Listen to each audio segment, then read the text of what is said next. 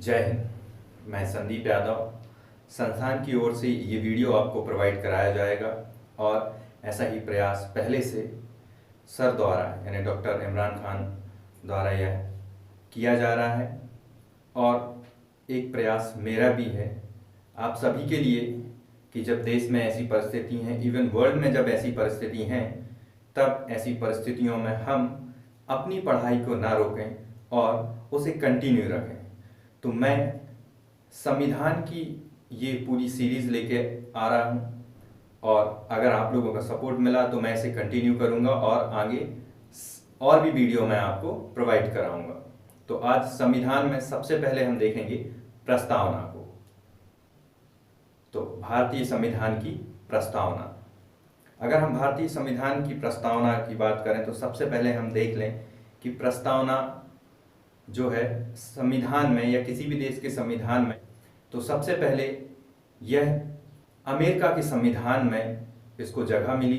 America ने सबसे पहले अपने संविधान में प्रस्तावना को अपनाया और फिर उसी के बाद विभिन्न देशों ने अपने संविधान में प्रस्तावना को अपनाया। भारत ने भी प्रस्तावना को अपने संविधान में रखा।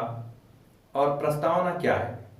प्रस्तावना किसी भी संविधान का परिचय है और यदि हम कहें तो वह सार है, यानी संविधान का संपूर्ण सार हमें प्रस्तावना में मिल जाएगा कि उस देश की प्रकृति क्या है, वहाँ के देश के लोगों के लिए न्याय कैसा है, स्वतंत्रता कैसी है, ये सारी बातें प्रस्तावना में हमें मिल जाती हैं।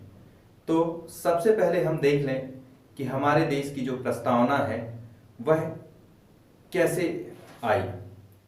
तो सबसे पहले हम जाते हैं संविधान सभा की बैठकों की बात करते हैं। तो संविधान सभा की जो पहली बैठक हुई थी 9 दिसंबर 1946 यानी 9 दिसंबर 1946, और इसी क्रम में तीसरी जो बैठक हुई थी 13 दिसंबर यानी 13 दिसंबर 1946 1946 में। तब वहां पर पंडित जवाहरलाल नेहरू द्वारा एक उद्देश्य प्रस्ताव जो था वो रखा गया था और वही 22 जनवरी 1947 को संविधान सभा द्वारा अपना लिया गया या पारित कर दिया गया था। तो वही उद्देश्य प्रस्ताव जो था वही आगे चल के संविधान की प्रस्तावना बना। और अब हम ये कह सकते हैं कि संविधान की प्रस्तावना पंडित जवाहरलाल नेहरू द्वारा दी गई, क्योंकि यह उन्हीं के उद्देश्य प्रस्ताव से निकलकर आई। तो सबसे पहले हम देख लें कि भारतीय संविधान की प्रस्तावना क्या है। तो प्रस्तावना है, ये प्रस्तावना आप सभी को याद करनी पड़ेगी, खास तौर से उन स्टूडेंट्स के लिए जो मेंस लिखना चाहते हैं, क्योंकि ये सीधा एक क्वेश्चन पूछा जा सकता है। और यदि आपको प्रस्तावना याद है तो आगे संविधान में मेंस के हिसाब से बहुत सारी बातें आपको मिलेंगी जो आसानी से आप लिख पाएंगे या संविधान को समझने में बड़ा आसान होगा।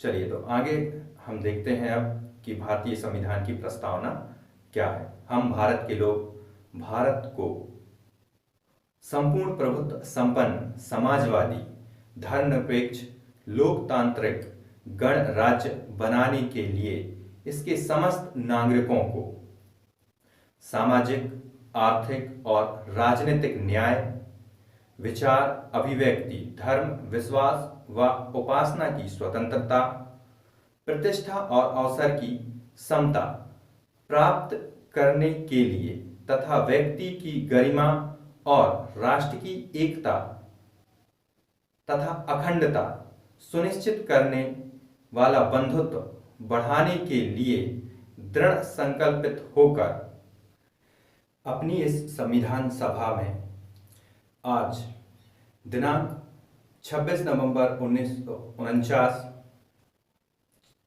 26 नवंबर 1949 को एतद द्वारा इस संविधान को अंगीकृत, अधिनियमित और आत्मार्पित करते हैं। संविधान की प्रस्तावना में जो तत्व हैं उनकी, तो प्रस्तावना में मुख्यतः 4 तत्वों जो है सम्मिलित हैं। सबसे पहला जो तत्व है संविधान के अधिकार का स्रोत। तो जैसे कि हम देखते हैं हमारी प्रस्तावना जो है शुरू होती है हम भारत के लोग। तो भारत का जो संविधान है उसके अधिकार का स्रोत है भारत की जनता यानी भारत के लोग। दूसरा है भारत की प्रकृति। तो भारत की प्रकृति कैसी है? तो प्रस्तावना ही जब स्टार्ट होती है तो हम देखते हैं कि हम भारत को संपूर्ण प्रभुत्व, समाजवादी, धर्मनिरपेक्ष, लोकतांत्रिक गणराज्य, तो यह जो है भारत की प्रकृति को दर्शाता है कि भारत जो राज्य व्यवस्था है वो कैसी होगी। संप्रभुत्व होगी, समाजवादी होगी, धर्मनिरपेक्ष होगी और लोकतांत्रिक गणराज्य व्यवस्था होगी। तो यह भारत की प्रकृति हुई। फिर तीसरी जो है संविधान का उद्देश्य। तो संविधान का उद्देश्य जो है यह प्रस्तावना में हमें मिलता है। सबसे पहले हम न्याय की बात करते हैं, फिर स्वतंत्रता की बात करते हैं, वहीं हम समता यानी समानता की बात करते हैं और वहीं पर बंधुत्व की बात की गई है। तो चार प्रकार के जो ये चार शब्द हैं, जो उद्देश्य हमें पाना है हमारे संविधान में, जो उद्देश्य हमारे भारत में होने चाहिए वो ये हैं। तो मुख्यतः जो उद्देश्य हैं वो हैं न्याय, स्वतंत्रता, समानता और बंधुता। फिर हम बात करें चौथे मूल तत्व की, तो वह है संविधान लागू होने की तिथि। तो संविधान की प्रस्तावना में स्पष्ट है 26 नवंबर 1949, 26 नवंबर 1949 सभा द्वारा इसे अंगीकृत किया गया। अब हम बात करते हैं वहीं संविधान में कुछ जो शब्द हैं उनकी। तो सबसे पहले यदि हम बात करें तो संप्रभुता की। संप्रभुता से आशा है कि भारत किसी अन्य देश पर या किसी और शक्ति पर निर्भर नहीं है जो भारत के इतर हो, और ना ही भारत किसी का डोमिनियन है। डोमिनियन का मतलब है कि 1947 तक भारत जो है कॉलोनी था या उपनिवेश था, परंतु 15 अगस्त 1947 वाले अधिनियम के बाद भारत स्वतंत्र हो गया, परंतु भारत की कोई विधि या भारत का संविधान यहाँ लागू नहीं हुआ था। अतः 15 अगस्त 1947 से 26 जनवरी 1950 तक भारत की जो राज्य व्यवस्था थी वो ब्रिटिश राज्य व्यवस्था के आधार पर थी। अतः इस समय भारत एक डोमिनियन था, लेकिन जैसे ही संविधान लागू होता है वैसे ही भारत जो है संप्रभु राष्ट्र बन जाता है।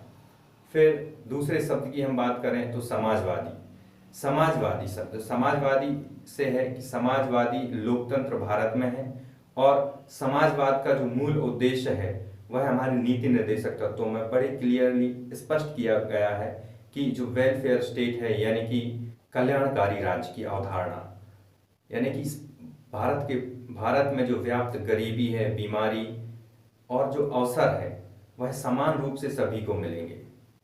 फिर तीसरे शब्द की यदि हम बात करें तो धर्मनिरपेक्ष स्पष्ट ही है कि राष्ट्र का कोई धर्म नहीं है और सभी धर्मों को राष्ट्र समान रूप से देखता है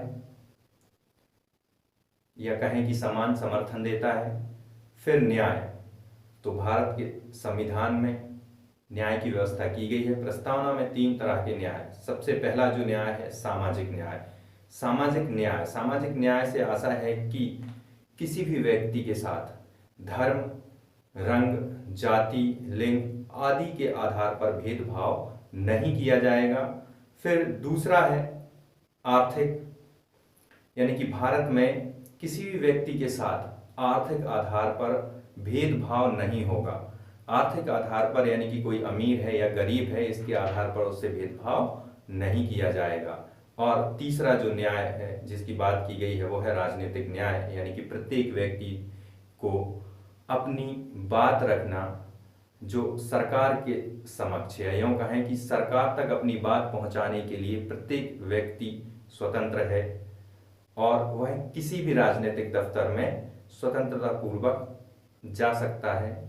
यह है राजनीतिक न्याय। अब हम बात करेंगे कि भारतीय संविधान की प्रस्तावना जो है वह भारत के संविधान का भाग है या नहीं। अगर हम इसकी बात करें कि वह उसका अभिन्न अंग है तो है, परंतु उसका एक अभिन्न अंग कब माना गया, कैसे हुआ, तो इस प्रक्रिया को यदि हम अच्छे से समझें या देखें पूरा, तो सबसे पहले आता है वेरुवाड़ी संघ मामला। वेरुवाड़ी संघ मामला 1960 में आया था। इस मामले में उच्चतम न्यायालय ने यह कहा कि प्रस्तावना संविधान का भाग नहीं है, परंतु 1973 में केशवानंद भारती मामले में, जो बनाम केरल था, में यह माना, उच्चतम न्यायालय ने यह माना कि यह संविधान का अभिन्न अंग है, अभिन्न भाग है।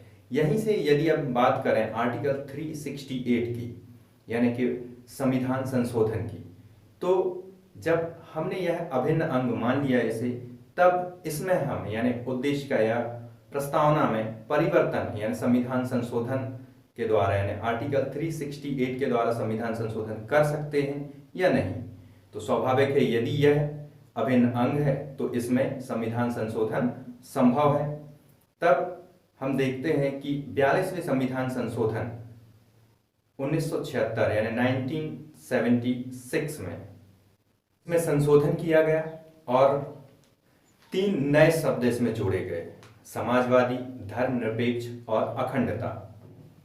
42वें संविधान संशोधन के बाद आज तक इसमें कोई संशोधन नहीं हुआ और उच्चतम न्यायालय ने यह व्यवस्था की या यह आदेश दिए कि प्रस्तावना में परिवर्तन तो किया जा सकता है, परंतु संविधान के मूल ढांचे में यूं कहें कि प्रस्तावना में जो पहले से वर्णित है उसको हटाए बिना यदि आप परिवर्तन करना चाहते हैं, यानी कि कुछ और जोड़ना चाहते हैं, तो आप जोड़ सकते हैं, परंतु जो मूल प्रस्तावना है उसमें से आप कुछ हटा नहीं सकते। तो चलिए, आज जो है प्रस्तावना को हमने सीक्वेंस से फर्स्ट से लास्ट तक समझा और जाना। मैं आशा करता हूं कि आप लोग सभी इस वीडियो को देखेंगे और यदि आपको लगता है कि इसमें कुछ और परिवर्तन की जरूरत है या आप आगे और वीडियो चाहते हैं, तो प्लीज़ आप लाइक करेंगे, सब्सक्राइब करेंगे, तो मैं आगे ही वीडियो बना पाऊंगा। चलिए, जय हिंद।